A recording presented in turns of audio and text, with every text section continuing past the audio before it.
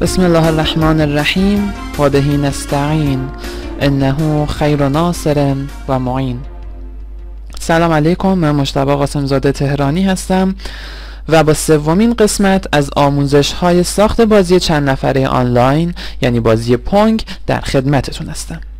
در قسمت اول با اصول طراحی ساخت بازی های آنلاین آشنا شدیم و این قسمت خیلی مهم بود. بهتون توصیه میکنم حتما اگه اون قسمت رو نخوندید یا نسخه ویدئویش رو تماشا نکردید حتما ببینید اینو، چون پایه خیلی از چیزهایی که ما میخوایم توی این جلسه بگیم و اگه اونها رو ندونین، یاد نداشته باشین، ممکنه توی این آموزش به مشکل بخورید، ممکن که 100% به مشکل میخورید. پس حتما 2 تا آموزش قبلی رو ملاحظه بکنید.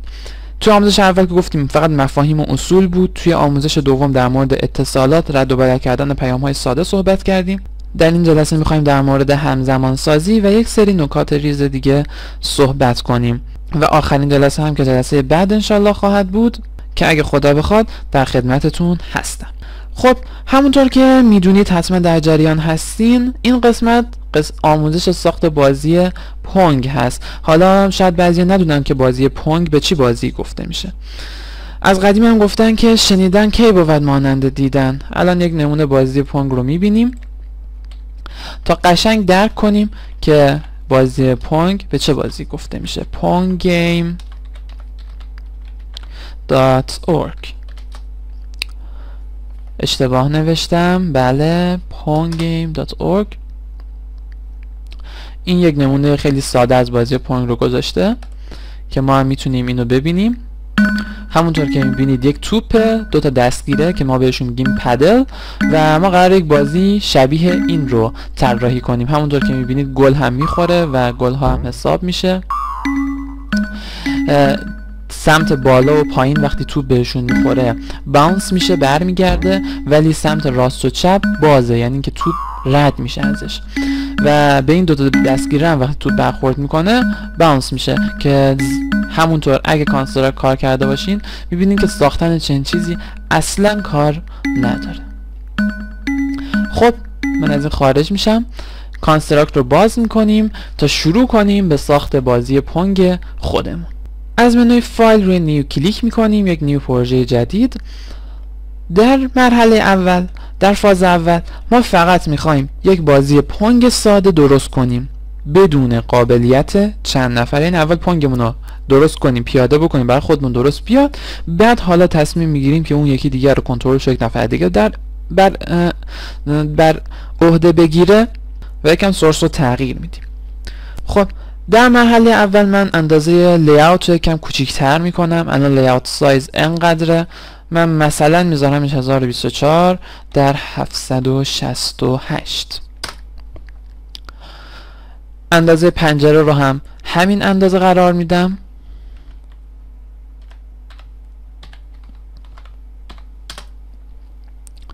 خب یکم به عقب زوم میکنیم کل لیاوت رو بتونیم ببینیم. خب کاری که الان من میخوام بکنم پدل ها رو بیارم، توپ رو بیارم توی بازی و موانع رو بذارم. پس من اول یک اسپرایت جدید به وجود میارم و پونگ پدل، اسمش رو هم میذاریم پدل.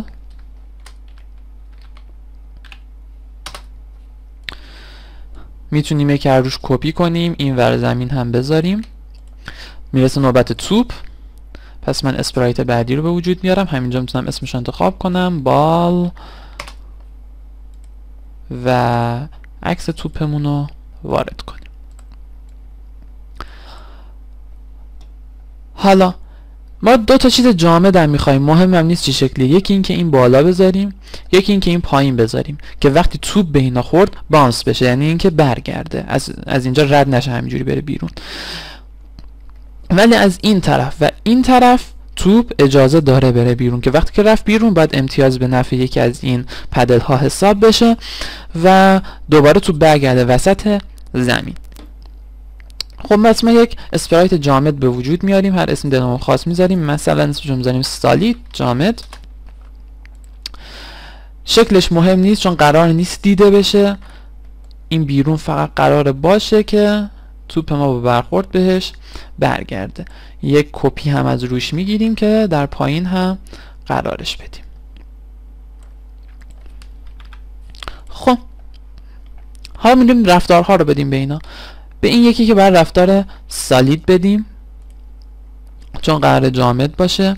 به توپ اون رفتار بالت میدیم، مثل یک گلوله حرکت کنه، پس رفتار بالت میدم و تنظیم میکنم که وقتی به اجسام جامد برخورد کرد برگرده، باونس میشه، باونس آف سالیدز. وقتی به اجسام جامد برخورد کرد برگرده. الان روی نوی اینو میذارم روی یس تا این اتفاق بیفته. خب الان به بالا و پایین که برخورد کرد باونس میشه، ولی به پدل ها که برخورد کرد باونس نمیشه. چیکار کنیم؟ خب پدل ها رو هم جامد میکنیم تا این مشکل حل بشه. پس من میام اینجا پدل ها رو هم جامد میکنم. خب تا اینجا میتونیم بازی رو تست کنیم ببینیم چه شکلی شد. عملا کار خاصی نکردیم و هنوز تنظیماتش رو باید انجام بدیم.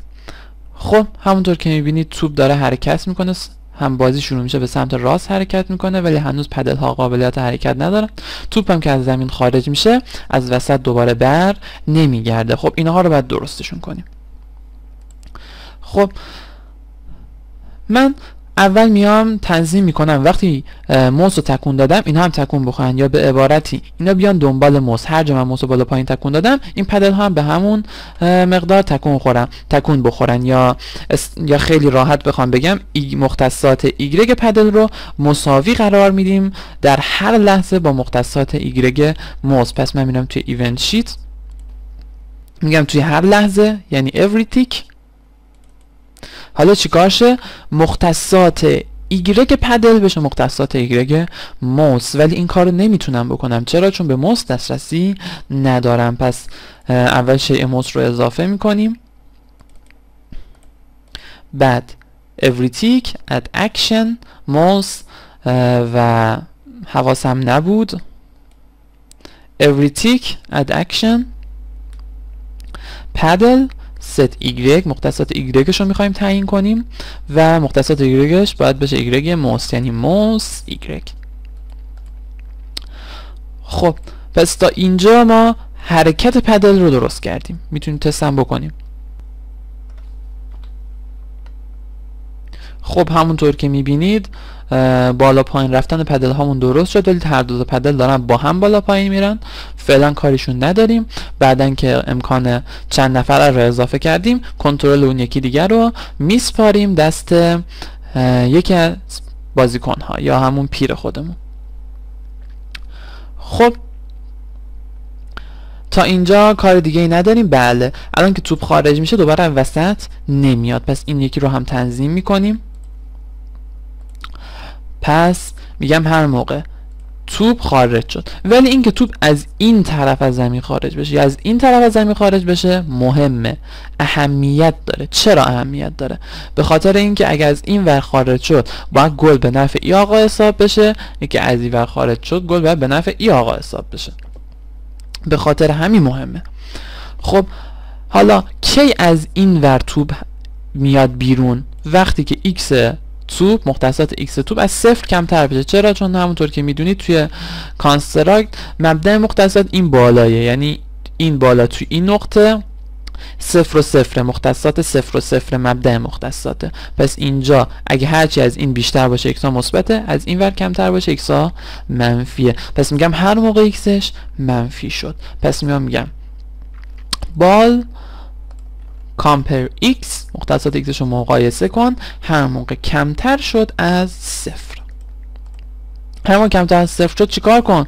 توپ باید بیاد وسط زمین، یعنی add action ball set position. مختصاتش مکانش رو من میخوام تعیین کنم. خب set position میگه مختصات ایکسش چیه؟ میخوام بگیم بریم وسط صفحه دیگه.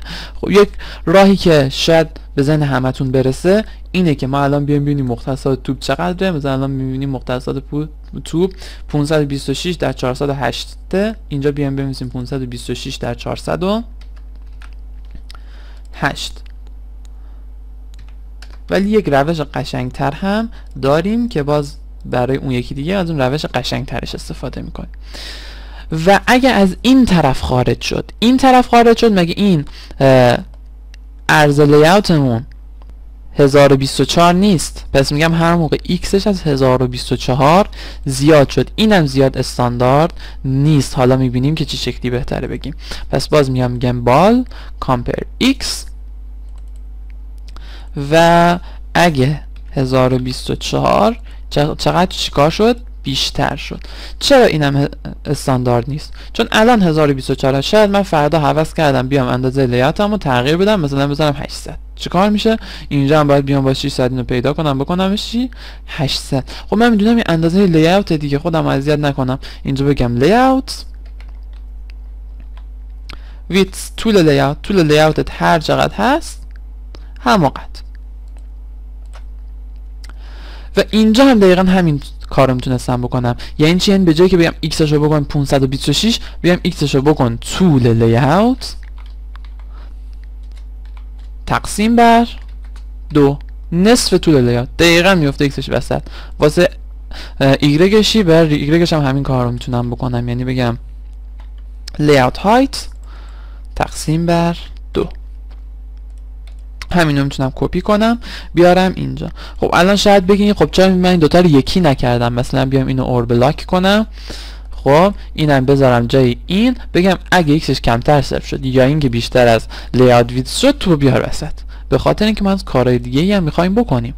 قرار نیست فقط این اتفاق بیفته، قرار گلا هم حساب بشه. حالا گلا به نفع کی حساب بشه؟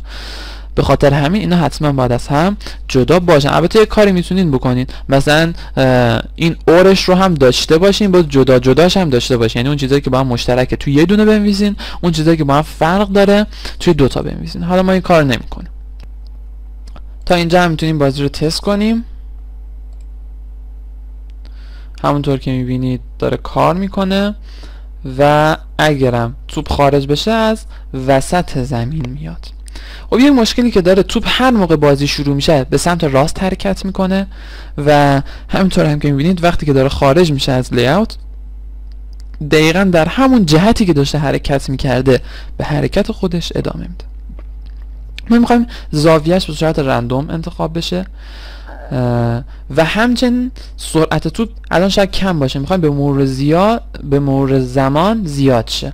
یعنی چی؟ یعنی همین جوری که این به این برخورد میکنه یک ذره اضافه بشه، باز به این برخورد کرد یه ذره دیگه اضافه بشه، یک ذره دیگه اضافه بشه، به مرور زمان سخت بشه. خب پس ما میایم همین کار رو انجام میدیم. خب حالا به خاطر اینکه زاویهش به صورت رندوم انتخاب بشه میایم میگیم مثلا on start of layout، موقعی که لیاوت شروع شد چی کار کن؟ زاویه توپ رو یک عدد ست انگل کن، زاویهش رو تعیین کن. زاویه چند باشه؟ نمیخوایم یک عدد خاص بدیم، میگیم یک عدد رندوم باشه کمتر از 360، یعنی بین 0 تا 360. همونطور که میبینید زاویه ها یک عددی بین 0 تا 360 هستن.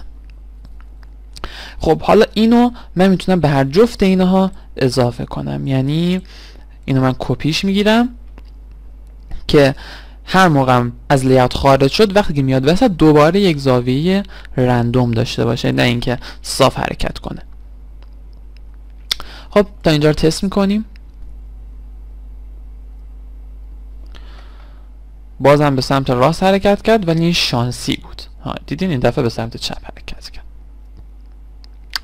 وقتی هم که خارج میشه همونطور که میبینید هر دفعه به یک سمتی حرکت میکنه، دقیقا تو هم زاویه که بوده حرکت نمیکنه. خب حالا زیاد شدن سرعت هم درست میکنیم. هر موقع توپ برخورد کرد به پدل سرعتش زیاد بشه. پس من میام میگم on collision with another object، کدوم object؟ پدل. چیکارشه؟ سرعت توپ زیاد بشه. پس بال set speed، سرعتش تعیین بشه، سرعت قبلیش یعنی بال اسپید قبلیش به علاوه سی تا دیگه به سرعت قبلیش اضافه کن با هر برخورد. خب حالا وقتی که میخوایم توپ ریست بشه میخوایم سرعت هم به حالت اولش برگرده. خب الان اینا یکم زیاد شد، این مشترک ها بهتر بود که همون مشترک ها رو با هم میگرفتیم. حالا اب نداره دیگه، حالا بریم ببینیم چی کار میشه. پس ما اینجا ست اسپید میکنیم، یعنی میایم میگیم هر موقع هم که خواست ریست بشه توپ ست اسپید میکنیم. سرعت اولیش 400 بود، پس ما هم میذاریم 400، یعنی سرعتش رو به سرعت حالت عادی برمیگردونیم. درست. خب تا اینجا هم میتونیم بازی رو تست کنیم. سرعت هم زیاد خواهد شد. خب میتونیم تست کنیم. البته الان خیلی زاویه بدی رفت، طول میکشه خیلی، وای فلش کنید، ولی به هر حال سرعت داره زیادتر میشه دیگه، اینو مطمئن هستیم. مگه اینکه این دفعه فلش کنید خیلی طول میکشه با این وضعیت. خب حالتونش هم میتونیم تنظیم کنیم دیگه، مثلا به جای اینکه از 0 تا 360 باشه بین دو تا زاویه خاص باشه عدد رندومش که زیادی عمودی نشه که مشکل ایجاد کنه مثل الان. که حالا ما چون بحثمون اصلا این نیست فعلا کاری بهش نداریم. میرسیم سر امتیازا. باید امتیاز حساب بشه. برای امتیاز چند تا کار میتونیم بکنیم، چون الان دوتا بیشتر نیستن میتونیم متغیر گلوبال بگیریم، مثلا left score، right score، امتیاز سمت راستی، امتیاز سمت چپی، یا اینکه میتونیم متغیر اینستنس بگیریم. خب اینم مشکل نداره دیگه، یعنی یک متغیر اینستنس بگیریم برای پدل، هر پدل اون متغیر رو به صورت جداگانه برای خودش ذخیره میکنه و به خاطر همین امتیاز این با امتیاز این فرق خواهد کرد. فرقی نمیکنه، ولی چون خود آموزش مولتی پلیر سی از متغیر اینستنس استفاده کرده ما هم همین کار انجام میدیم. پس من روی پدل کلیک میکنم، اینستنس وریبلز، یک به علاوه میزنم و یک متغیر جدید به وجود میارم، اسمش رو میذارم پوینت، امتیاز از نوع عددی و به صورت پیش‌فرض امتیاز همشون صفر. اینجا من خواستم توضیحی بخوام بدم، امتیاز هر پدل یا هر دستگیر، حالا بخوایم ترجمه کنیم. خب حالا وقتی که توپ از این طرف رفت بیرون باید به متغیر امتیاز این یکی یه دونه اضافه بشه، وقتی که توپ از این ور رفت بیرون باید به متغیر امتیاز این یکی اضافه بشه. خب حالا میایم این کار رو انجام بدیم. وقتی که ایکس توپ کمتر از صفر شد یعنی از کدوم ور رفته بیرون؟ از این ور رفته بیرون. خب پس باید به امتیاز این اضافه بشه. چه شکلی اینو انتخابش کنیم؟ خب اینو با استفاده از پیک میتونیم انتخاب کنیم. چی شکلی؟ میدونیم که اول ما اینو گذاشتیم توی صفحه، بعدش اینو گذاشتیم توی صفحه، یعنی این اینستنسیه که اینستنس آیدیش یا آیدیش که قبلا تو آموزش‌های ساخت جدول برترین امتیازها در موردش صحبت کردیم اگه دیده باشین. آیدی این مثلا اگه صفر باشه آیدی این چنده؟ یکه، یعنی این صفرومیه این یکومیه. پس من میگم صفر یکومی رو پیک کن و به متغیر اینستنس این یکی اضافه کن. اگه من بگم کلا به متغیر اینستنس پدل یکی اضافه کن، هم به انگار پوینت این یکی اضافه میشه هم به پوینت این یکی اضافه میشه، با اینکه ما میخوایم فقط به پوینت این یکی اضافه بشه. خب پس اگه ایکسش کمتر از صفر بود باید یکی رو پیک کنه. پس من اینجا add another condition میزنم. خب پیک کردن به سیستم برمیگرده و میریم تو قسمت پیک اینستنسز و پیک انوم اینستنس انوم رو پیک کن. پس من اینو میزنم، میگم کدوم آبجکت رو قراره پیکش کنیم؟ پدل رو. چندمیش یعنی در اصل یک جور آیدی، یعنی اینکه اون که آیدیش کمتر باشه به بالا توی این اینستنس حساب میشه. پس من میگم صفرومی. آره درسته؟ نه و بگم یکمی. درسته که این ایکس کمتر از صفر این وره، ولی قراره به امتیاز این طرفی یکی اضافه شه. و اینو یادم نبود اور بلاک کردم، اور اومده بینش، من اور بلاک رو بعد دارم. اگه ایکسش کمتر از صفر بود پدل شماره یک رو پیک کن، یعنی پدل سمت راست رو پیک کن. و بعد این بلاها رو که سرش این بلا که سر توپ داره در میاد هیچ ربطی به پدل نداره و ولی ما یک اکشن دیگه میذاریم که به پدل ربط داره، یعنی پدل set value instance variables set value و به متغیر پوینت میخوایم که اضافه کنیم، نه دیگه بهتر بود add to میزدیم add to point یکی به متغیر پوینت اضافه کن. حالا یک کجا میفهمی پوینت کدوم اضافه کنه؟ به پوینت همون اضافه میکنه که پیک شده. خب و همین بلا رو سر این طرفم در میاریم، یعنی من اینو میارم اینجا کپی میکنم، فقط به جایی که بگم اینستنس یک میگم اینستنس صفرش رو پیک کن و اینجا که میگفتم پدل یکی اضافه کن اینجا میگم پدل یکی اضافه کن. خیلی راحت. خب الان امتیازاشون اینا ذخیره میشه، کار میکنه ولی جایی نشون داده نمیشه، پس ما میتونیم دو تا تکست باکس بذاریم تا امتیازای این بنده خداها رو نشون بده. پس من میام یه تکست میذارم، میتونیم یکم فونتش هم بزرگتر کنیم، مثلا میذاریم روی 24 یا حتی بزرگتر 36. امتیاز دوتایشون صفره به صورت پیش‌فرض. حالا اینم میذاریم رو سنتر، بد نیست. اینو میخوایم اینو میذاریم این بالا اینجا، خوبه. و یکی هم از روش کلون میکنیم، یعنی یکی جدید از روش میسازیم، یک آبجکت تایپ دیگه، نه اینکه یک کپی اینستنسی بکنیم. اگه کنترل رو نگه دارم کپی کنم، کپی اینستنس کردم، یعنی دست یک شیء که دو تا نمونه از روش توی بازی هست. ولی وقتی که من کلیک راست میکنم و کلون رو میزنم، این دو تا نمونه از یک آبجکت نیستن دیگه، اینا شدن دو تا آبجکت مجزا از هم. خب اسمشون رو تعیین میکنیم. اسم این اولیه رو مثلا میذاریم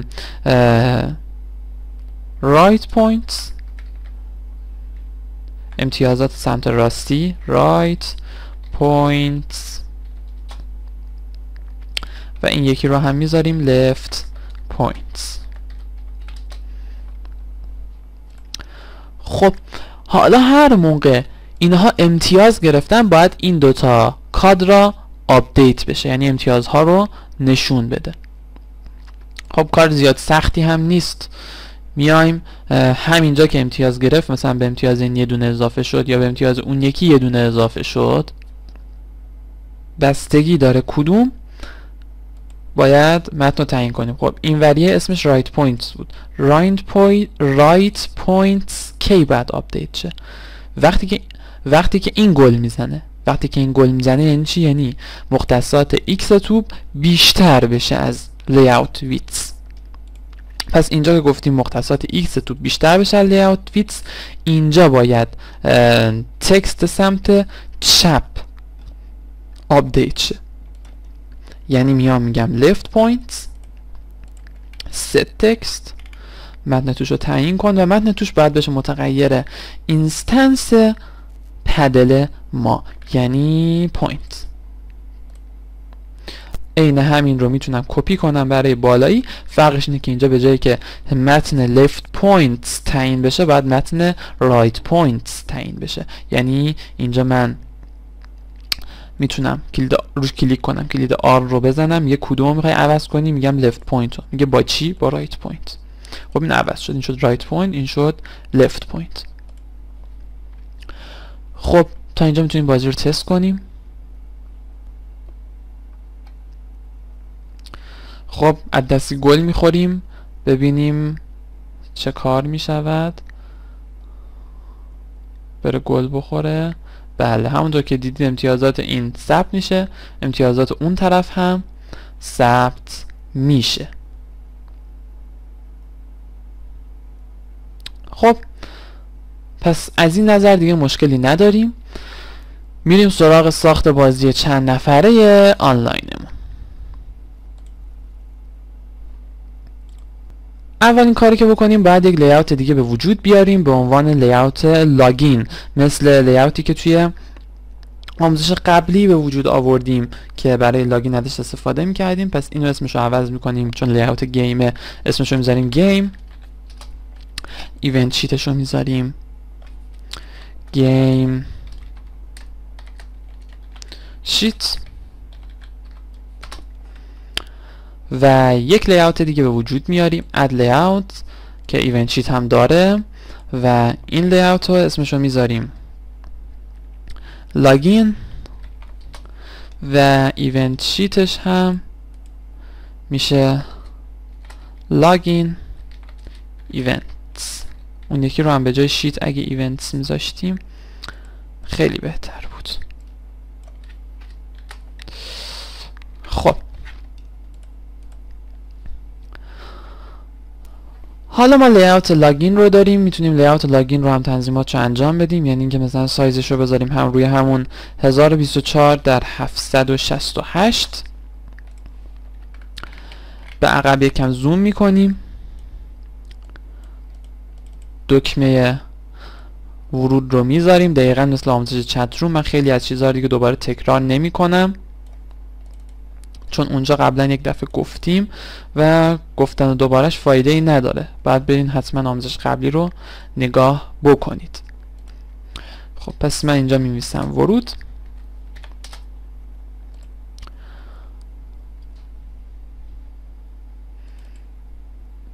یک تکست باکس به وجود میاریم که اینجا هم بنده خدا اسمشو بنویسه.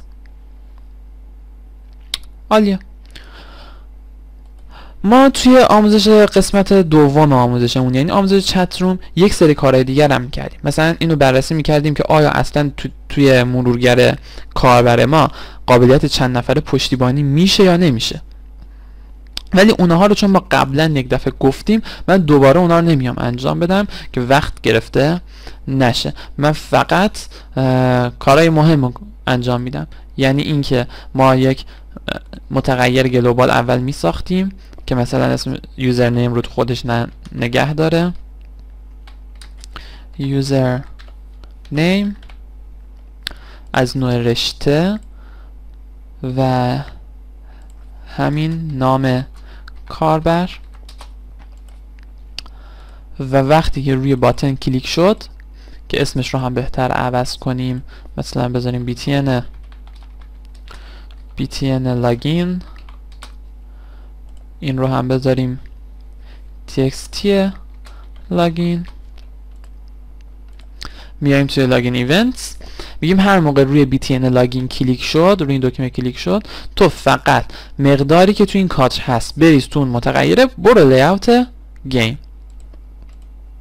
پس میام میگم سیستم set value یوزر نیم رو بهش مقدار بده. مقدارش چی بهش بده؟ مقدارش همون متنیه که داخل txt لاگین نوشته میشه، یعنی txt لاگین دات تکست. و بعدش هم برو به لیاوت گیم با سیستم go to layout. حالا اینجا میتونیم بنویسیم لیاوت گیم که البته اون یکی دیگه راحت تر بود انتخاب کردیم. حالا ما به لیاوت گیم میریم. خب یک سری چیزا دیگه هم ما تو قسمت قبلی بررسی کرده بودیم، همونطور که گفتم دوباره اینجا بررسی نمی‌کنیم وگرنه اینجا یک عالمه ایونت دیگه هم هنوز باید بنویسیم برای بازی واقعی. اینجا هم برای خودمون مثل همون آموزش قبلی یک آلیاس پیشفرض می‌نویسیم که به مشکل توی کانکت شدن نخوریم. حالا یک کاری که موند اینی که لیاوت لاگین رو باید بکنیم لیاوت پیشفرض. یعنی من بیام توی پروژه، البته اسم پروژه رو عوض بکنیم پونگ و توی قسمت فرست لیاوت اول باید باشه چی؟ لیاوت لاگین. عالیه. تا اینجا که باید درست کار کنم. خب حالا برمیگردیم سراغ لیاوت اصلی بازیمون. پس ما کلا دیگه به لوگین کاری نداریم، به ایونت ها کار داریم.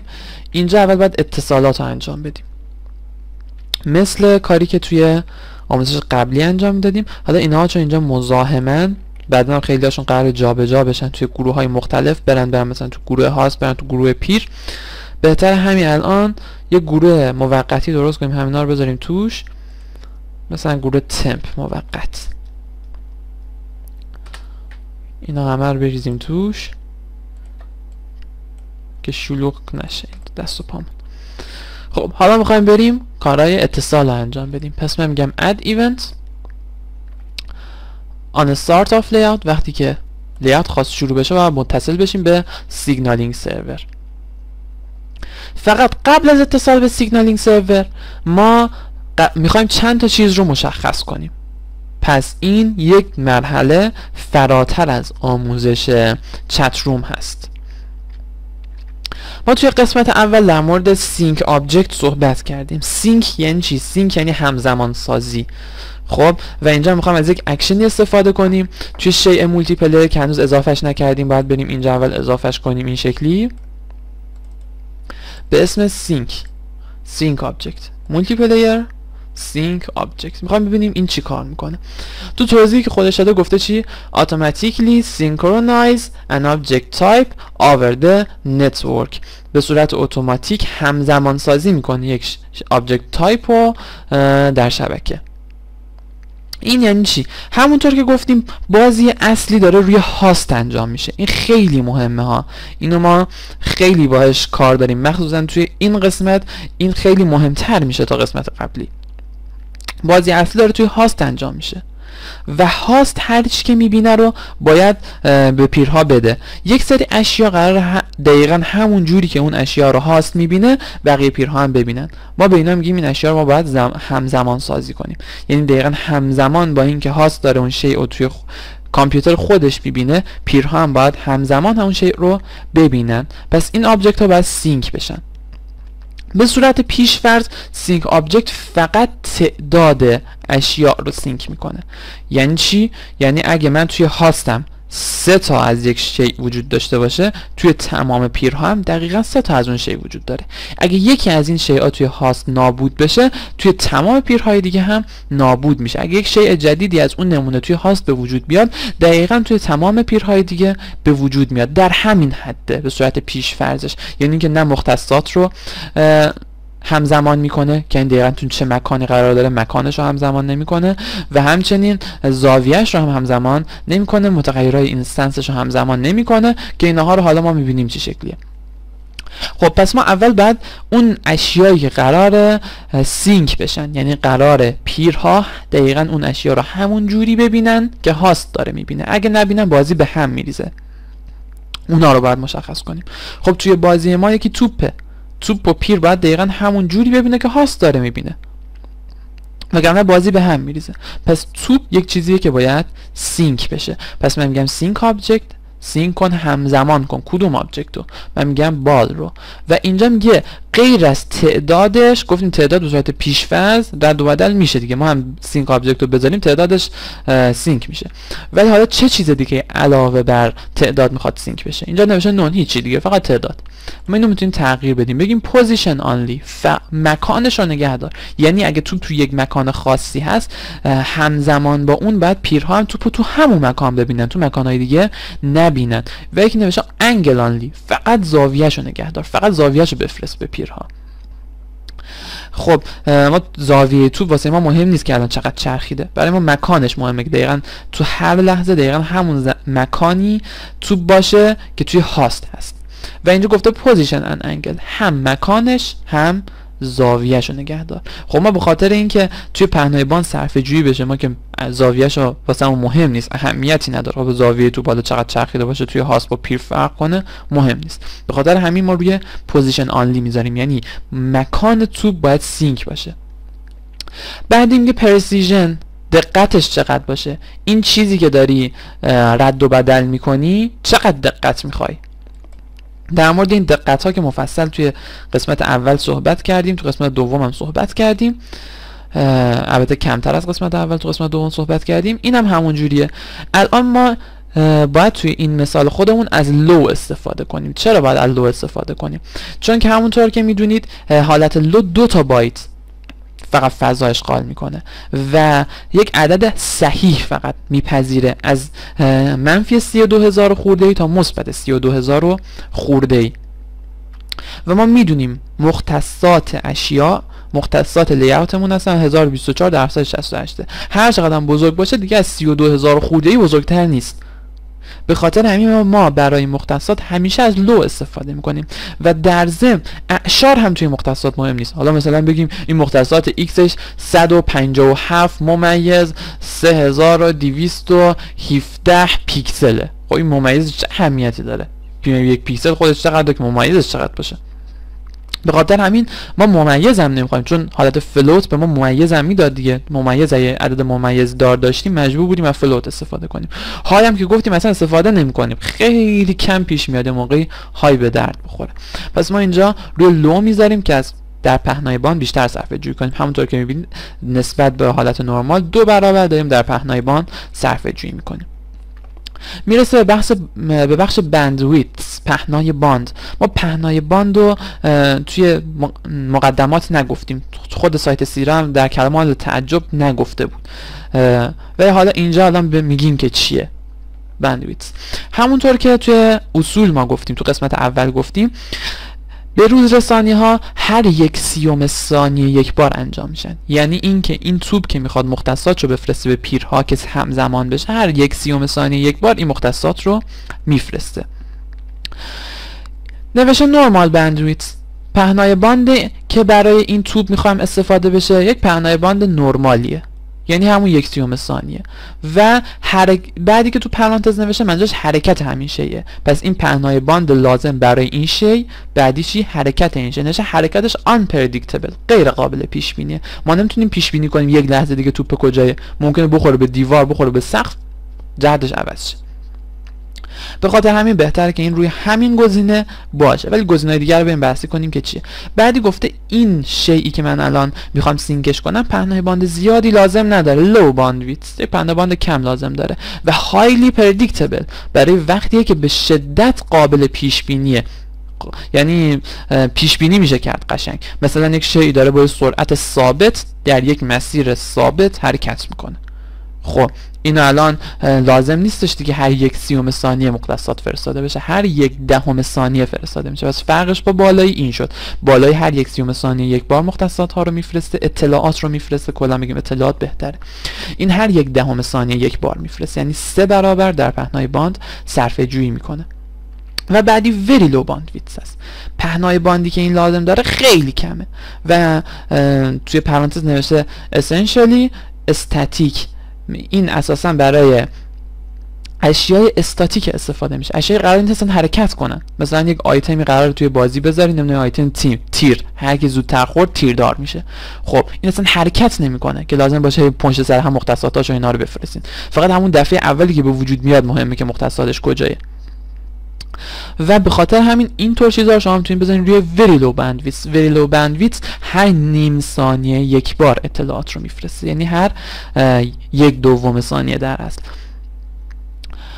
خب ولی ما بیشتر از همین نورمال باندویدث استفاده میکنیم تو بازیامون. خب من روی دان میزنم، حالا توپ سینک شد. به طور مشابه میریم بقیه چیزایی که لازم داریم رو هم سینک میکنیم، یعنی مولتی پلیر، سینک آبجکت. تنها آبجکت دیگه که باید سینکش کنیم پدله، چیز دیگه هم نمیمونه که قرار باشه سینک بشه. خب نوشته پدل، چه دیتایی رو قراره برای پدل رد و بدل کنیم؟ باز هم پوزیشنش، مختصات مهمه که پدل توی دوتا قشنگ معلوم بشه که کی تو چی مختصاتی قرار داره. پرسیشن هم به دلیل مشابه روی لو میذاریم و نورمال باندویدث دان. خب حالا میرسیم سراغ اینستنس وریبل ها. ما الان باید امتیازها رو هم سینک کنیم، که یعنی هاست گلی زد باید خب این پیر هم امتیاز رو ببینه دیگه، یعنی اینستنس وریبل امتیازشون هم باید سینک بشه. به صورت پیش‌فرض گفتیم اینستنس وریبل ها هم سینک نمیشن، چون متغیرهای اینستنس شاید بخوایم بسازین لازم نمیشه برای همه بفرستین اونا رو، تو هم خودتون داشته باشین کافیه.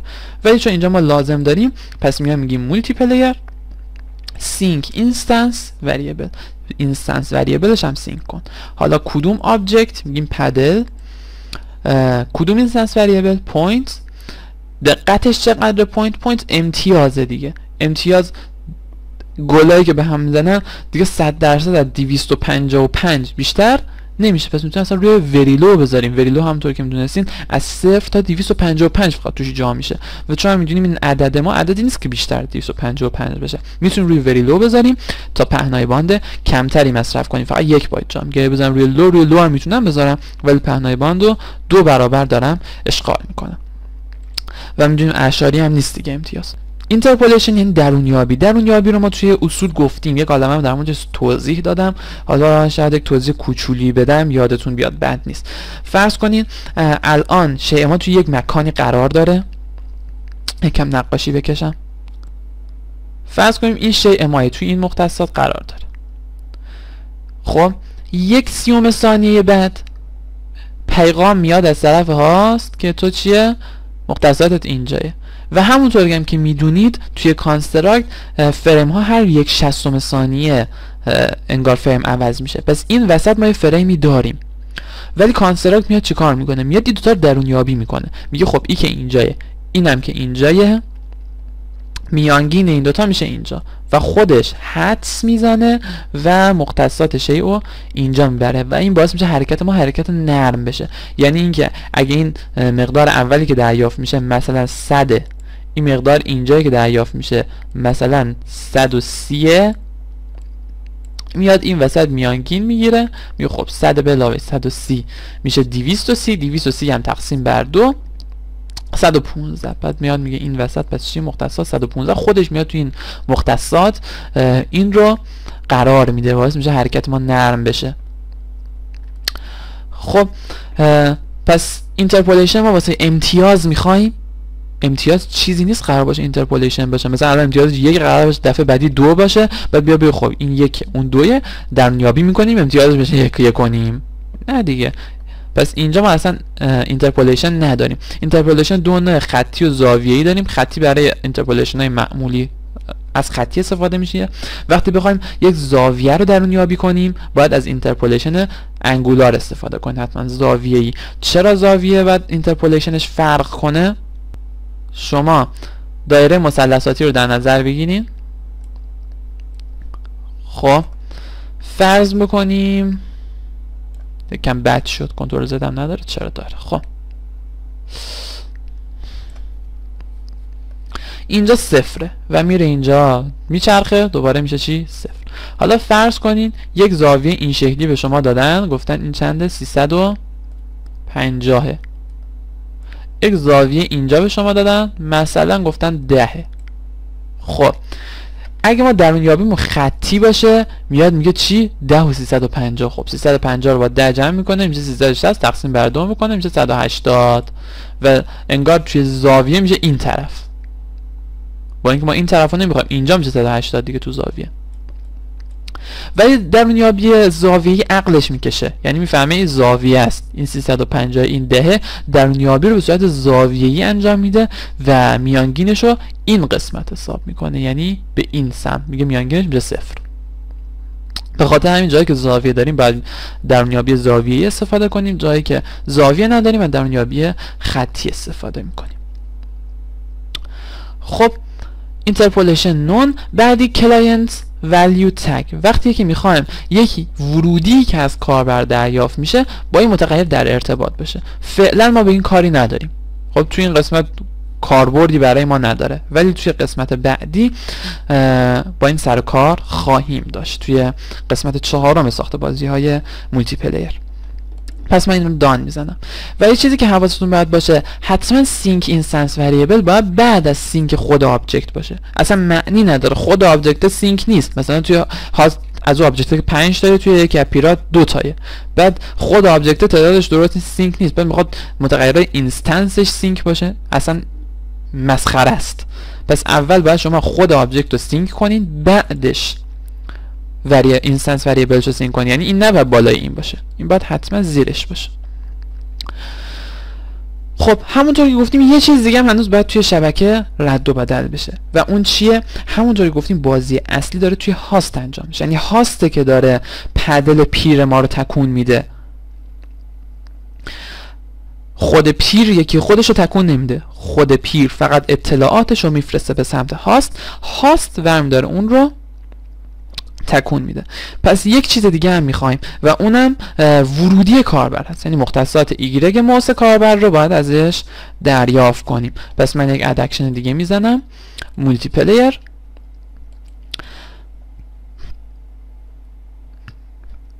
add client input value، اضافه کن یک مقداری که ورودی هست و از طرف کلاینت داره میاد، یعنی یک ورودی های کلاینت رو اضافه کن. مثلا ما میخوایم مختصات ایگرگ رو بگیریم دیگه، پس اینو ما میخوایم اضافه کنیم.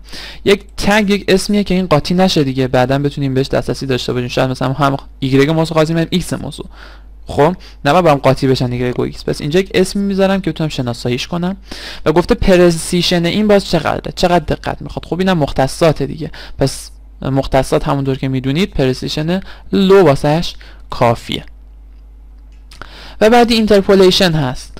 اینجا دیگه ما اینترپولیشن لازم داریم. الان مختصات ایگرگ موز اومد انقدر، بعدن اومد یک مقدار دیگه، این وسط باید بتونیم میانگین بگیریم که حرکتش نرم باشه، تیکه تیکه نباشه. به خاطر همین اینجا ما اینترپولیشن رو به صورت لینیر میذاریم، خطی. حالا اینم بذاریم بالای بقیه. خب اول ما چیکار کردیم؟ مشخص کردیم چه چیزایی قراره تو شبکه رد و بدل بشه و الان میخوایم اتصالمون رو حالا برقرار کنیم. پس من میگم add action multiplayer connect. حالا کانکت میشیم به سیگنالینگ سرور. خب بعد از اینکه کانکت شدیم، پس multiplayer unconnected باید لوگین بشیم. پس باز میگیم مولتیپلیر لاگین. آلیاسمون چیه؟ آلیاسمون همون متغیریه که توی لیاوت قبلی درست کردیم، متغیر یوزر نیم. حالا میگیم هم لاگین شدی، مولتیپلیر آن لاگین اد اکشن، برو وارد اتاق بشو، جوین روم. پس باز میگیم مولتیپلیر جوین روم. ما تو قسمت قبلی از جوین روم استفاده میکردیم، میخواستیم به یک اتاقی ملحق بشیم، ولی توی این قسمت میخوایم یک اکشن جدید رو معرفی کنیم به اسم اوتو جوین روم. خب این دوتا چه فرقی با هم دارن؟ جوین روم برای اینکه من وارد یک اتاق بشم از جوین روم استفاده میکنم، یک اتاقی که مثلا این تنظیمات رو داره، مثلا این تعداد بازیکن میتونن توش باشن. ولی حالا فرض کنین تعداد بازیکنای ما محدود باشه، مثلا همین بازی پوینت بیشتر از 2 نفر نمیتونن بیان توی یک بازی، توی یک روم. خب این کارو شما میتونید مثلا توی جوین روم هم انجام بدیم، بین اینو بکنید 2. خب اگه من اینو بیام توی جوین روم بنویسم، چه اتفاقی میفته؟ چی بلایی سرمون در میاد؟ بلایی که میاد اینه که نفر سومی که میخواد بیاد توی بازی میونه اتاق پره، میگن اتاق پره، شما دیگه حق نداری بازی کنی، تموم شد رفت. ولی اوتو جوین روم چی کار میکنه؟ اوتو جوین روم میاد وقتی که اتاق پر میشه، یعنی 2 نفر تو اتاق اصلا پر میشه، میره یک اتاق جدید میسازه و اون آدم جدیدی که وارد شده، نفر سومی که وارد شده، وارد اون اتاق جدید میشه. و ما هم چون نمیخوایم چنین مشکلی که بهتون گفتم پیش بیاد، بعد اوتو جوین روم استفاده میکنیم. در مورد این گیم و اینستنس و اینا قبلا توضیح داده بودیم. یه اسم میذاریم مثلا C2.mqt. اینستنسش مهم نیست، رومش فرست رومش هم مهم نیست. گیم حالا چون اینجا نوشته فرست روم نمیشه به روم، به خاطر اینکه ما گفتیم این روم اوله، یعنی اینکه اول 2 تا بازیکن وارد روم میشن، نفر سوم که میاد میره توی یک اتاق جدید دیگه، توی این اتاق نیست، این فقط اولیش. این اسمی که برای اولیش انتخاب میشه، اسم دومی میشه گیم 2، اسم سومی میشه گیم 3، گیم 4، گیم 5. یک عدد فقط به این رومه اضافه میشه. بعد نشه لاکینگ، لاک when full. خب این یعنی چی؟ الان شاید یکم تعجب کنیم بگین این که الان گفتین جوین روم و اوتو جوین روم، الان این بازی اومده لاکینگ، پس این چه فرقی با اون داره؟ خب این دو تا با هم فرق دارن. لاکینگ میاد میگه که 2 نفر اومدن توی بازی، حالا این پیری که اومده توی این باز واسه این شکلی بگم، 2 نفر اومدن توی یک روم، اون روم پر شده، 2 نفر دیگه هم باز اومدن توی یک روم دیگه، روم دیگه هم پر شده. حالا همون روم اولیه، اونی که اول 2 نفر اومدن توش، یکیشون بره بیرون، یک پیر جدید بیاد توی بازی. آیا این پیر جدید میره توی روم سوم، یعنی روم سوم ساخته میشه اون بره توی روم سوم، یا چون اون روم اول یک نفر از تو بازیش اومده بیرون میره توی اون روم؟ اینو در اصل ما داریم اینجا تعیین میکنیم. وگرنه اون چیزی که من گفتم تناقض نداره. لاکینگ به صورت پیش‌فرض هست لاک when full، وقتی که پر شد لاک بشه، قفل بشه. یعنی این که اگه یکی از توی بازی رفت بیرون، دیگه هیچ پیر دیگه نمیتونه بیاد توی اون اتاق. اون اتاق پر شده، حالا پیر رفته بیرون، دیگه پیر جدید بخواد بیاد میره توی اتاق جدید، توی اون اتاق قبلیه نمیاد. بعدی چیه؟ دونت لاک. دونت لاک یعنی اینکه یک اتاقی پر شده، حالا یک پیر توش رفته بیرون، پیر جدید که میخواد بیاد میره تو همون اتاقی که یکی ازش رفته بیرون. خب حالا من چون خود مثال سایت سیرا از لاک ون فول استفاده کردم، هم از لاک ون فول استفاده میکنیم، ولی گفتم اون فرق اصلیش همین بود. دان. خب تقریبا بحث سیگنالینگمون تموم شد. یه گروه سیگنالینگ میتونیم بسازیم مثل آموزش‌های قبلی.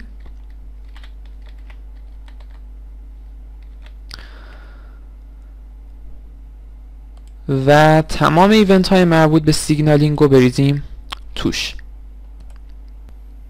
حالا مثل همون آموزش قبلی میایم دو گروه هاست و یک گروه پیر به وجود میاریم.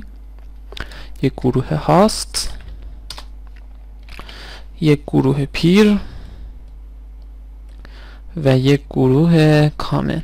پس من یک گروه اسم این رو عوض میکنیم میذاریم کامن، اسم این رو عوض میکنیم میذاریم پیر و اسم این رو عوض میکنیم میذاریم هاست.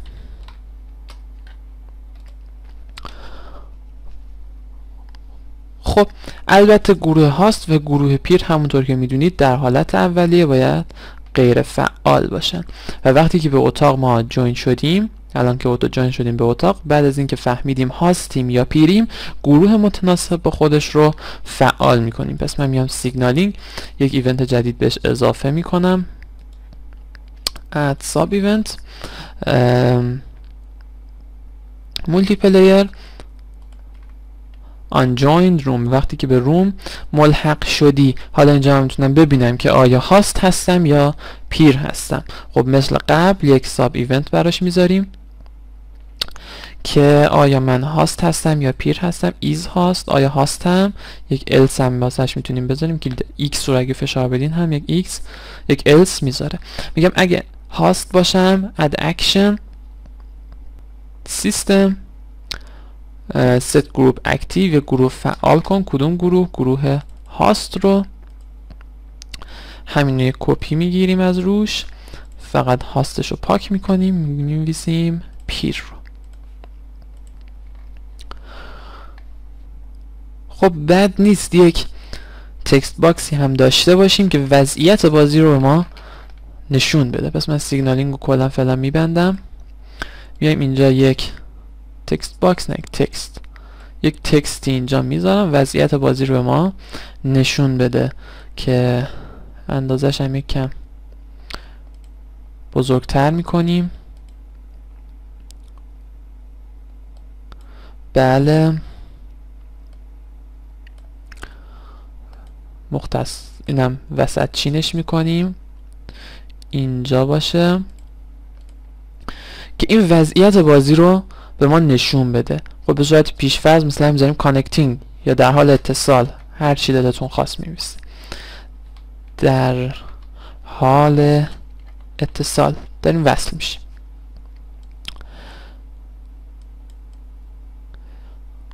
خب به صورت پیش‌فرض نوشته در حال اتصال، ولی وقتی که مراحل سیگنالینگ ما تموم شد، خب ببینیم هاستیم یا پیر. اگه هاست بودیم این تکست رو متنش رو عوض میکنیم، البته باید اسمش رو هم عوض کنم، حتی ست تکستش میکنیم به چی؟ به اینکه waiting، داریم منتظریم که یک پیر نه فارسی دارم می‌نویسم دیگه، منتظر یک پیر هستم، یا اینکه واسه پیر بیاد، صبر کن پیر بیاد، هر چیزی دلتون خواست. من اینو یک کپی میکنم. اگه پیر بودیم و به روم متصل شدیم، اینجا دیگه منتظر یک پیر هستم نیست دیگه، اینجا میتونیم متن رو به این تغییر بدیم که آماده ای یا آماده باش. 1 ثانیه بعد بازی رو شروع کنیم. خب پس یعنی توپ در حالت عادی نباید حرکت کنه. یعنی چی؟ یعنی سرعتش رو مثلا 0 کنیم یا رفتار بالتش رو غیر فعال کنیم که این کار جالب تری به نظر میرسه. یعنی رفتار بالت توپ باید غیر فعال بشه، به صورت پیش فرض اینیشیال استیت، وضعیت اولیش غیر فعال باشه. وقتی کانکت انجام شد خواست بازی شروع بشه، یعنی اول هاست کانکت میشه، منتظر میمونه تا یک پیر بیاد. پیر که اومد تو 1 ثانیه صبر میکنه، یه دفعه رو هوا نمیده توپ به سمت شلیک شد، 1 ثانیه 2 ثانیه صبر میکنه، بعد بازی رو شروع میکنه. یعنی بعد رفتار بالت توپمون رو فعال میکنیم تا توپ شروع به حرکت کنه. خب و همونطور گفتیم اصل بازی داره توی هاست انجام میشه، یعنی ما باید این تنظیمات رو توی هاست انجام بدیم. توی هاست میگیم هر موقع یک پیر کانکت شد تو هم چیکار کن؟ تو هم آماده باش.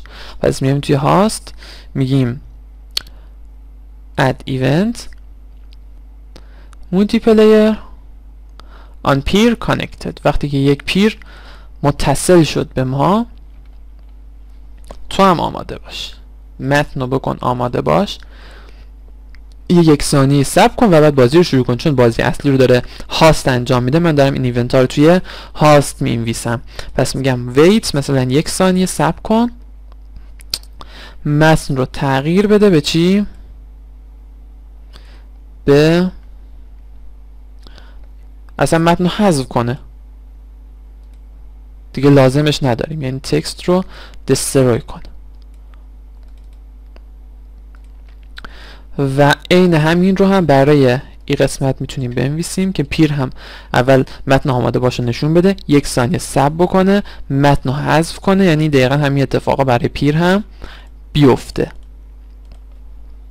توی خود آموزش سایت سیرا اینجا از چیزی که توی چت رومش گفته بود استفاده کرده بود که مثلا گفته بود چیزی که پیام‌های چت رو میفرستادیم به همون روش دقیقاً با استفاده از همون اکشن ها و ایونت ها رفته بود اینو تنظیم کرده بود که مثلا این وضعیت رو برودکست میکرد. حالا ما این کار کردیم که لازم نباشه برودکست کنیم، اینجوری خیلی راحت تر هم هست، کارم میکنه. خب و بعد این هاسته که باید بازی رو شروع کنه، یعنی اینکه باید رفتار بالت توپ رو فعال کنه. پس من میام میگم بالت set enabled و enabled، بالت رو فعال کن. حالا تا اینجا رو ببینیم کار میکنه چجوری کار میکنه. البته الان کنترل پدل ها فعلا اینجوری نیست دسته مثلا یکیش دست هاست باشه یکیش دست پیر، ولی اتصال هاست و پیر درست شده باید شده باشه تا الان. و اینکه هاست و پیر وقتی دوتایشون متصل شدن به خوبی و خوشی باید اونجا تازه توپ شروع کنه به حرکت، قبلش نباید حرکت کنه. خب تا همینجاش که ما میتونیم تست کنیم. پس من این دفعه با F4 تست میکنم که لیاوت اول بیام، لیاوت لوگین.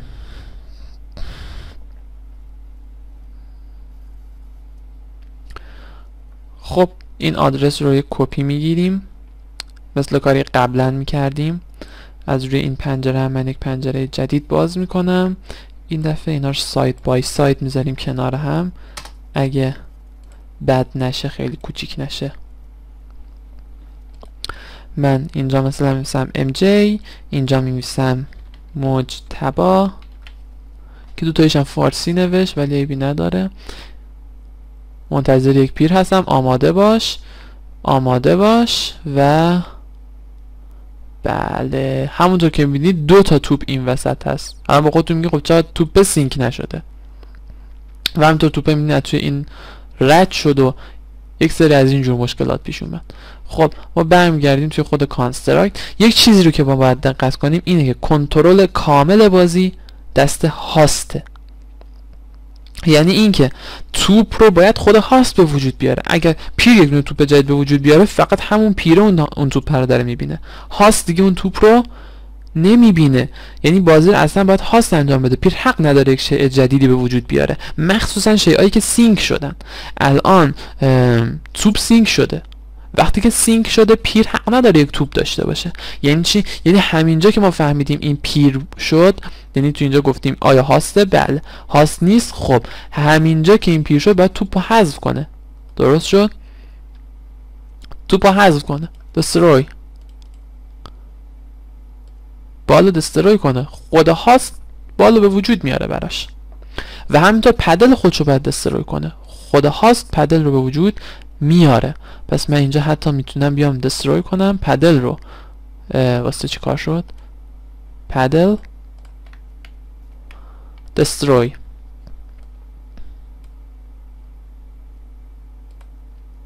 خب حالا تا اینجا رو میتونیم تست کنیم. من دوباره F4 میزنم. دوباره اینجا با یک یوزرنیم وارد میشم.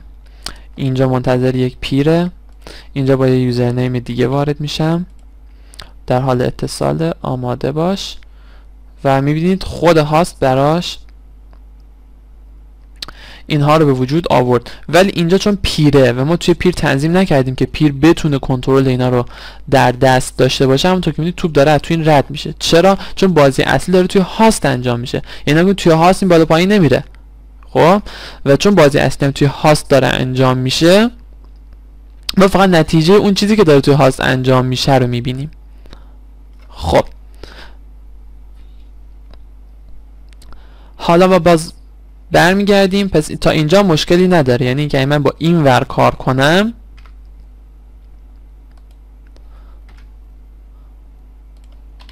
اون زاویه‌اش رو هنوز درست نکردیم، مثل اینکه حتما باید درست بکنیم دیگه، نمیشه. خب همونطور که می‌بینین الکیه. این فقط یه عکسه که شما داریم اینو بالا پایین میریم، واقعا بالا پایین نمیره. بالا پایین اینه، یعنی این داره درست کار میکنه.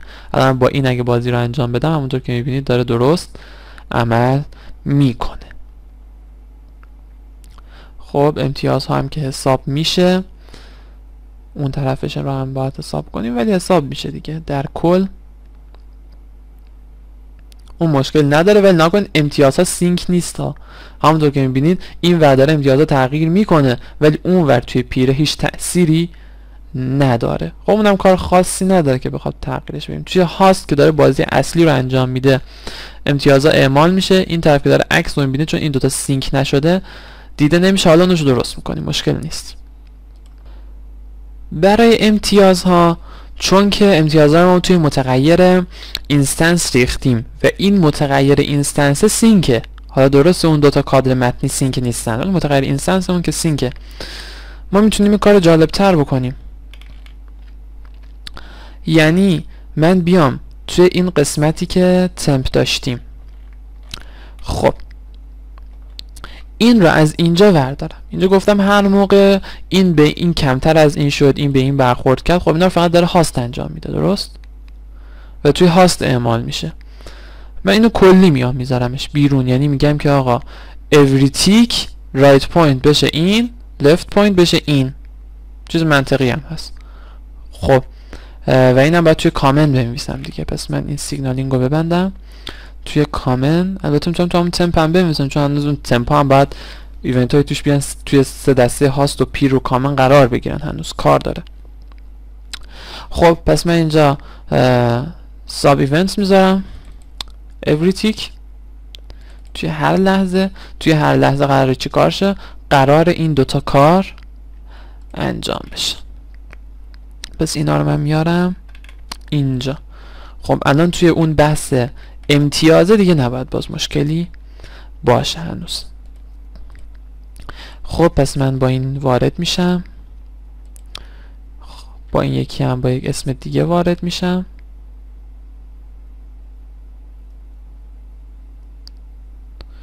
خب همونطور که میدید بازی اصلی این وره. وقتی هم که چرا این شکلی شد، امتیازها کلا رفت رو هوا، بر جفتشون داره میده. آهان فهمیدم چی کار شد. آره ما اینجا گفتیم رایت پوینت هم بشه پدل پوینت، left point هم بشه paddle point. یادمون رفت این پیک هاش رو هم حساب بکنیم، یعنی اینو بهتر بود دوتا ساب ایونت براش قرار میدادیم، یعنی این که تو یک دفعه اینو پیک کن، یک دفعه اینو پیک کن، شما یک ساب ایونت دیگه هم بهش میدیم. بی رو که بزنید یک ساب ایونت خالی واسه تون ایجاد میکنه. خب پس یک دفعه اینستنس یک رو پیک کن، یک دفعه هم برو اینستنس 0 رو پیک کن. اون که اینستنس یکه باید، خب اینو که از جا ورداشتیم دیگه میذاریم اینجا. خب اینستنس 0 سمت چپیه، سمت چپیه باید سمت چپیه رو تغییر بده، نه باید سمت راستیه رو تغییر بده. سمت راستیه واسین، نه دیگه درست گفتیم پس هر لحظه اینو پیک بکن، رایت پوینت بشه پوینت اینستنس شماره 1، یعنی پوینت سمت راستیه رو بریزه توی رایت پوینت، پوینت سمت چپیه رو بریزه توی لفت پوینت. تستش میکنیم.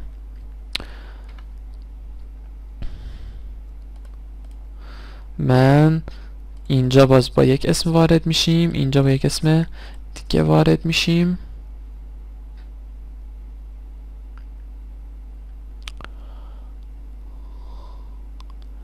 و بازی شروع میشه. اینجا یک گل همونطور که میبینید توی هر جفت اینا داره اعمال میشه. از اون طرف هم بذاریم گل بخوریم ببینیم اعمال میشه.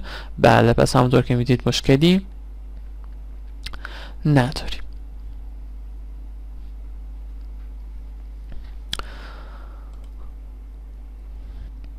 خب کار بعدی که میخوایم بکنیم اینه که بیایم توی گیم این دومیه رو حذفش کنیم و بگیم خود هاست وقتی این رو به وجود بیاره که پیر کانکت بشه. در حالت عادی نیست، پیر ما که کانکت بشه این بیاد. این شکلی فکر کنم خیلی قشنگی تر میشه. پس من اینو حذفش میکنم و میایم توی هاست. همینجا گفتیم on peer connected، وقتی که پیر کانکت شد یه اکشن جدید اضافه میکنیم و اونم اکشنیه که یک پدل جدید به وجود بیار. پس به وجود آوردن پدل کار سیستم بود. پس سیستم create object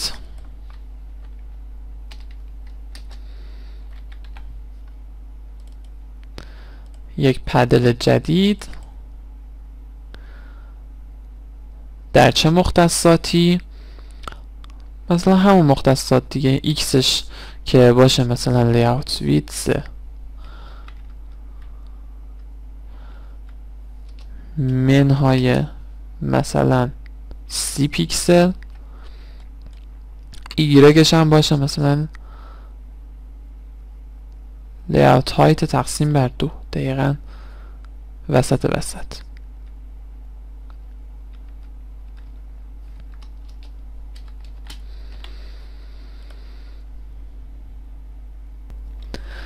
و در اینجا باید بگیم این شیء جدیدی که ساخته شد مربوط به پیره. خب یعنی اینکه یک شیء معمولی نیست، مثلا یک کسی که یک دشمنی که مثلا هوش مصنوعی داشته باشه، چنین چیزی نیست. ما اینو باید به موتور چند نفره کانستراکت بفهمونیم. موتور چند نفره کانستراکت هر شیئی که تو صفحه فکر میکنه مثلا یک شیء نمیدونم جزء صحنه یا یک دشمنی هوش مصنوعی داره، چنین چیزایی در موردش فکر میکنه. ولی ما به خاطر اینکه بگیم نه این چنین چیزایی نیست، این یک چیزیه که کنترلش در دست کاربره، این پدلی که به وجود اومد. برای اینکه بتونیم اینو بگیم از یک اکشن دیگه استفاده میکنیم و اون هم associate هست. associate یعنی مرتبط کردن، نوشته associate object with peer، یک آبجکت رو با یک پیر مرتبط کن. ما میخوایم همین کار بکنیم. پس من اینو انتخاب میکنم، میگه کدوم آبجکت، همین پدله‌ای که الان به وجود اومد با کدوم پیر، آیدی اون پیر رو از ما میخواد. آیدی اون پیر رو ما میتونیم از توی مولتیپلیر پیر آیدی به دست بیاریم. به خاطر چی؟ به خاطر اینکه ما داریم توی ایونتی این رو مینویسیم که پیر کانکت شده. وقتی پیر کانکت شده پس مولتیپلیر دات پیر آیدی آیدی همونیه که توی این ایونت داره اتفاق میفته، یعنی اونی که کانکت شده. و این کارها هم لازم نیست بعد از این 1 ثانیه انجام بدیم، یعنی اینها رو ما حتی میتونیم ببریم بالای 1 ثانیه، حتی بد نیست این 1 ثانیه رو هم بندازیم دور، چون که زیاد همزمان نبود. الان دارم میفهمم که چرا خود سیرا رفته بود از اون روش چتروم استفاده کرده بود که پیام میفرستاد که الان وضعیت بازی چیه، چون الان ما چند بار تست کردیم زیاد همزمان نبودن با هم. خب و همین کار رو باید برای هاست هم انجام بدیم، یعنی خود هاستم وقتی که انگار فهمیدیم هاسته تو همین مرحله سیگنالینگ، این اسوسییت کردن رو براش انجام میدیم.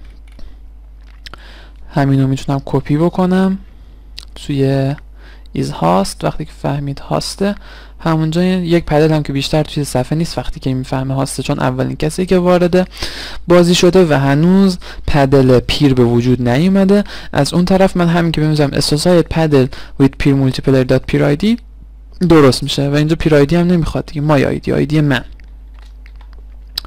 آیدی خودم رو بهش associate میکنم.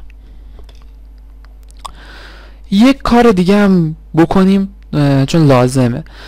برای این دوتا پدل ها یک متغیر اینستنس دیگه هم در نظر میگیریم به اسم پیر آیدی که مشخص میکنه که این پدل مال کدوم پیره، به راحتی بتونیم بهش دسترسی داشته باشیم، خیلی راحت بتونیم بفهمیم که این مال چیه.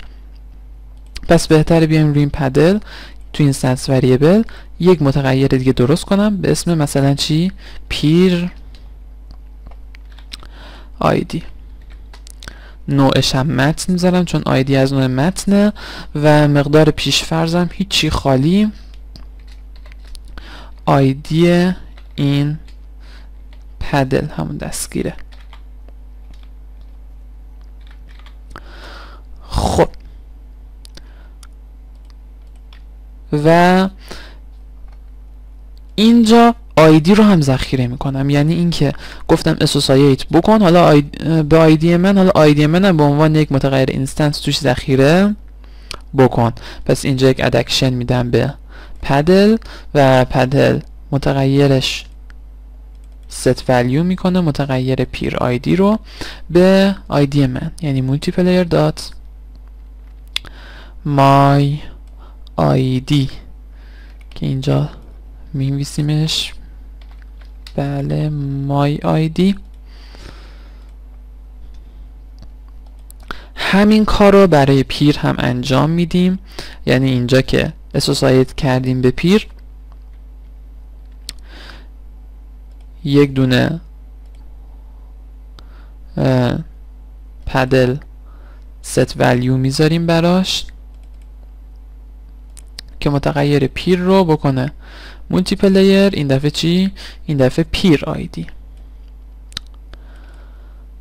درست که اینو میذاریم دقیقا زیر اسوسییت. اول پدل رو اسوسییت کن به multiplayer dot peer id و بعد متغیر اینستنس پیر آیدی رو قرار بده با multiplayer dot peer id، یعنی همین آیدی که الان کانکت شده. خب از اونجایی که این متغیر اینستنس رو ما سینک نکردیم، لازم هم نیست دیگه الکی سینکش کنیم که هر 1/30 ثانیه این مقدار رو بفرسته که چی، یا حتی اگه ما روی وری لو بندویدث هم بزنیم هر نیم ثانیه یک بار داره این آیدی رو میفرسته. با اینکه این آیدی رو میخوایم فقط یک دفعه همون موقعی که ساخته شد بگیریم توی یک متغیر اینستنس ذخیره کنیم، دیگه هم کاری باهاش نداریم، الکی پهنای باند و اسراف نکنیم. به خاطر همین ما لازم نیست که این متغیر پیر آیدی رو هم سینک کنیم، فقط کافیه الان تو بخش هاست ما به پیرمون این متغیر اینستنس رو دادیم، ولی این متغیر اینستنس توی اون پیر سینک نشده، یعنی اون پیر ما این متغیر اینستنس رو نداره. خب پس اونجا هم بیایم همین رو اضافه کنیم، دقیقا این همین رو واسش بنویسیم تا مشکل حل بشه. یعنی بیایم توی پیر یک ایونت جدید به وجود بیاریم، بگیم هر موقع پدل که مال این پیر هست ساخته شد، پس میایم میگم چی؟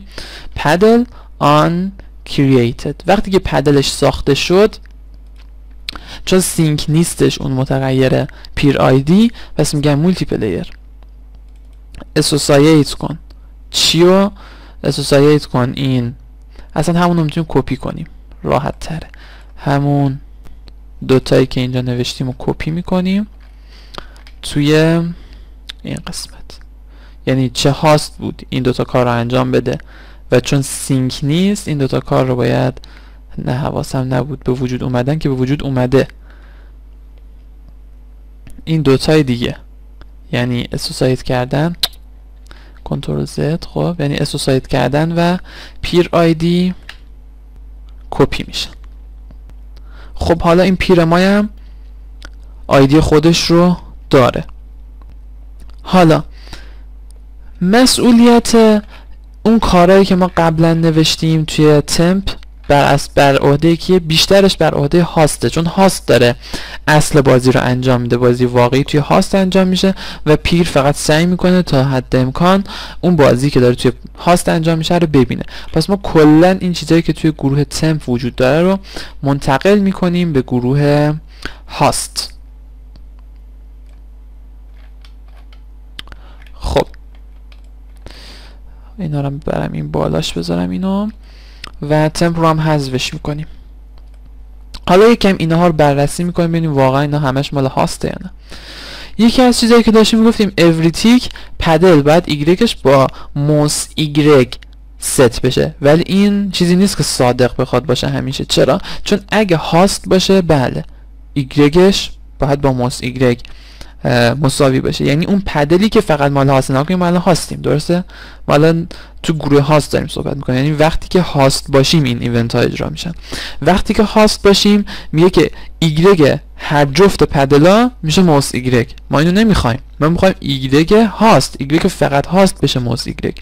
ایگرگ رو باید از خودش بگیریم. پس اینجا به جای everytick شرط میذاریم. چه شرطی میذاریم؟ اینو عوضش میکنم، شرط میذاریم که آقا این خودمم یا نه. خودمم یا نه یعنی چی؟ یعنی آیا پیر آیدی این پدله با پیر آیدی من مساویه یا نه. پس پدل یک متغیر اینستنس واسش درست کردیم که پیر آیدی رو ذخیره میکنه که معلوم میکنه این پدله مال کیه، درست؟ به خاطر همین ما اصلا متغیر اینستنس روش گذاشتیم. خب پس من compare instance variable رو میزنم، یک متغیر اینستنس رو میخوایم مقایسه کنیم، متغیر پیر آیدی. آیا متغیر پیر آیدی با آیدی من مساویه؟ یعنی multiplayer dot my آیدی و my آیدی نیست، اینجا سرچش کنیم my آیدی. بله multiplayer dot my آیدی. اگه اینا مساوی بودن بعد حرکت کن.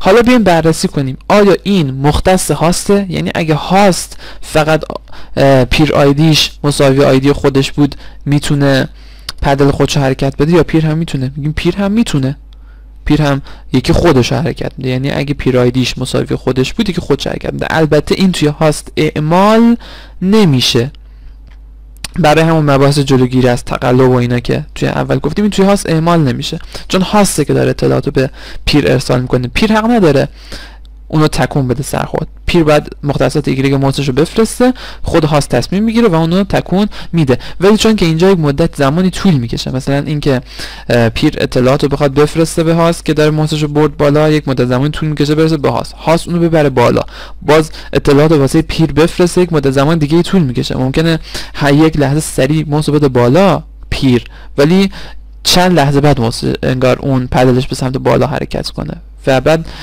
اعصاب پیر رو خورد میکنه. به خاطر همین ما واقعا خود پیر رو حرکت میدیم. پس اینو میبریم توی کامن، چون هر جفتشون این ایونت براشون صدق میکنه. پس من اینو میکشم توی کامن.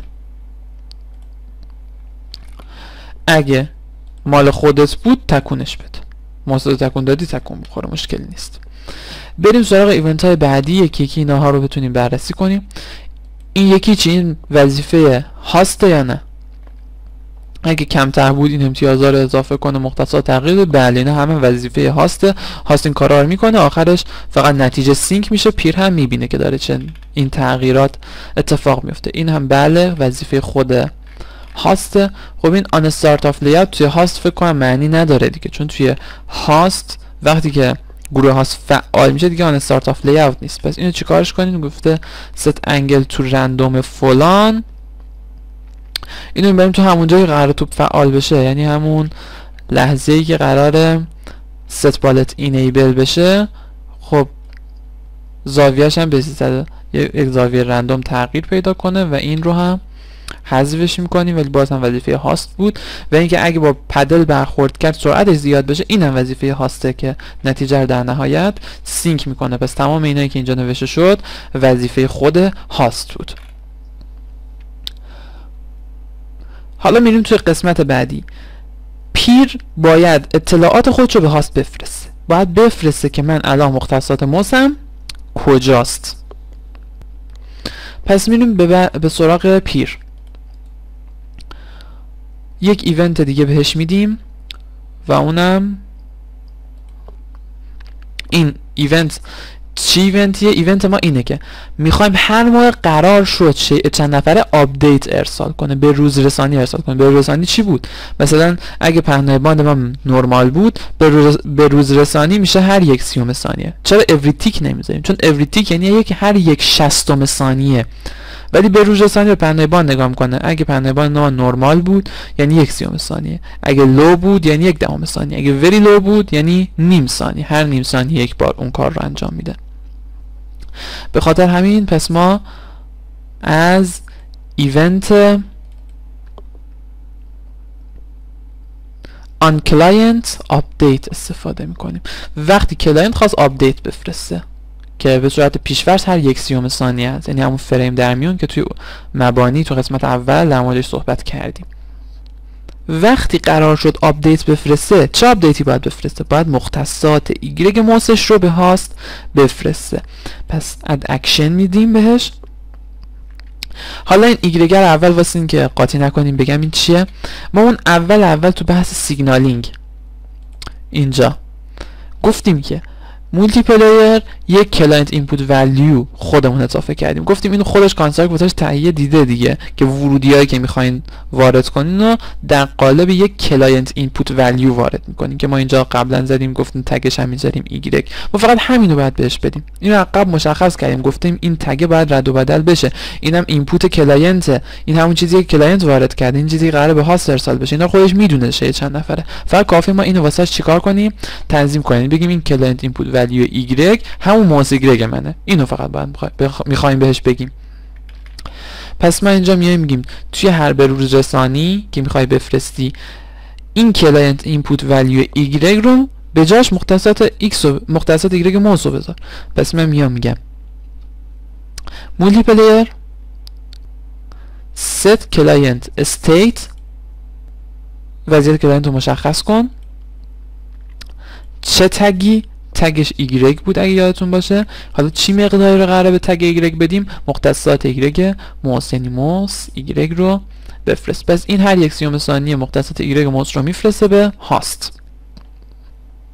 حالا هاست باید مختصات ایگرگ رو بگیره و مختصات پدل پیر رو با مختصات ایگرگی که ازش گرفته مساوی قرار بده. خب حالا میریم سراغ هاست. حالا از این مقداری که دریافت میکنه میتونه استفاده کنه و این مقدار هم همونطور که میدونید درونیابی شده است. یعنی درونیابی رو هم خود کانستراکت واسه شما انجام میده، شما دیگه کاری نمیخواد انجام بدید. پس این شکلی نیست که ایونت داشته باشیم هر موقع در مقدار دریافت شد. چرا؟ چون اون موقعی هم که دریافت نشد خود کانستراکت درونیابی میکنه و اون مقدار در دسترس ما هست. پس اینجوری چنین ایونتی ما توی هاست نداریم دیگه. این که خوبیای اینه که ما از کلاینت اینپوت ولیو استفاده میکنیم. ما میتونستیم مثلا از هم اول از همون روش چت روم استفاده کنیم واسه ارسال اطلاعات، ولی اون روش چت روم دیگه اینترپولیشن نداشت، درونیابی نداشت و این کار ما رو سخت میکرد. خب و یا این که باعث میشد حرکت ما تیکه تیکه باشه، اشیاء ما تیکه تیکه حرکت کنن. الان دیگه حرکت هم نرمه و به اون دسترسی داریم. ما چه شکلی بهش دسترسی داریم؟ ما از طریق اکسپرشن پیر استیت بهش دسترسی داریم. خب پس ما میایم میگیم که توی هاست که خودشو که تکون میده مشکلی نیست، ولی یکی پیر رو هم باید تکون بده. یعنی باید پیر استیت رو بگیره و اونو تکون بده مختصات ایگرگش رو درست کنه. خب من یک ایونت جدید میذارم. ایونت جدیدمون چیه؟ ایونت جدیدمون اینه که الان ایونت از every که توی هر لحظه باید این کار اتفاق بیفته، ولی اینجا میخوایم پیک رو بیشتر انجام بدیم. همونطور که میبینید پیک با every tick، کلا هر موقع every tick با یک ایونت دیگه به کار میره معلوم میشه که every tick اضافی بوده. بدون every tick هم میتونیم اون ایونت رو بنویسیم. یا اصلا شما کلا یک ایونت خالی به وجود بیارین این شکلی، یعنی every tick. حالا من یک شرط دیگه بهش اضافه کنم، یعنی every tick و اون شرط هیچ فرقی نمیکنه. به خاطر همینجا اینجا every tick اضافیه، چون میخوایم شرط دیگه هم بنویسیم every tick نمیذارم.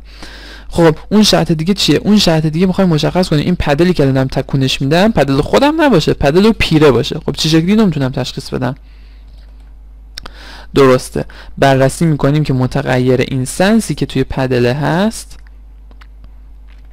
متغیر اینستنس پیر آیدی که آیدی اون پیر رو داره تو خودش ذخیره میکنه، کامپیرش میکنیم. اگه مساوی نبود با چی؟ یکی من، چون دوتا که بیشتر نیستیم، یا منم یا پیر است. من الان چیه؟ من هاستم، چون الان دارم تو ایونت های هاست می‌نویسم. اگه من نباشم میشه اون پیره، تمام شد، به همین سادگی. پس میگم اگه متغیر اینستنسش مساوی نبود با متغیر اینستنس من، یعنی با آیدی من، با مولتیپلیر دات مای آیدی، من دیگه این دفعه باید پیداش کنم. آره، مولتیپلیر دات مای آیدی. میگه اگه این نبود یعنی اون یکی دیگه. حالا که اون یکی دیگه هست باید تغییرش بدیم، مختصاتش رو تغییر بده به اون مختصاتی که من ازش گرفتم. پس پدل رو ست میکنی ایگرگش رو تغییر بده، ایگرگش رو بذار ایگرگی که من ازش گرفتم، یعنی مولتیپلیر پیر استیت. پیر استیت کوش پیر استیت، بله پیر استیت. خب نباید همونجور که میدین راهنمایی کرده، گفته اینجا باید آیدی اون پیری رو بنویسین که میخواین ایگرگ رو ازش بگیرین. خب آیدیش چیه؟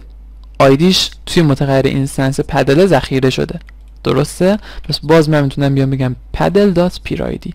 چرا؟ چون الان ما داشت این تگ رو هم میگه بنویس کدوم تگ رو میخواستم بگیرم، تگ ایگرگ رو دیگه. کلاینت اینپوت ولیو ایگرگ رو من میخوام بگیرم، ورودی کلاینت ایگرگ که همون مختصات ایکس موسش بود و میخواستم بگیرم. و از کی بگیرم؟ از این آیدی بگیری. این آیدی چیه؟ این آیدی هم آیدیه که آیدی من نیست. گفتم اون که آیدی من نیست و بگیرش. خب اون یک آیدی تو خودش داره دیگه، هم آیدی رو برداشتم فرستادم به این اکسپرشنه، میگم ایگرگ رو بده به من.